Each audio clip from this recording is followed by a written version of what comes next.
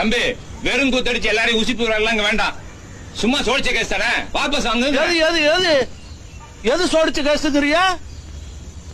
என் நிலத்தை விலை பேசுறிய, நான் கொடுக்கல. பெரிய மனுஷன் அறுவாளாலும்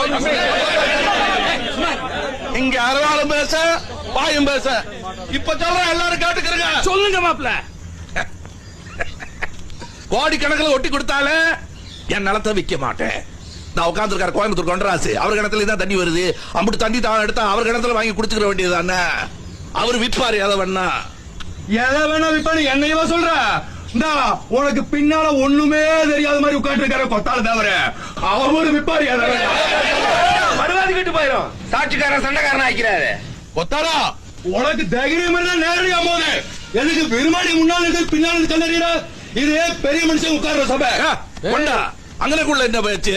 பிராது கொடுத்தவன என்கிட்ட பேசு. என்ன இது பெரிய மனுஷன் உட்கார்ற சபைக்கிறீங்க?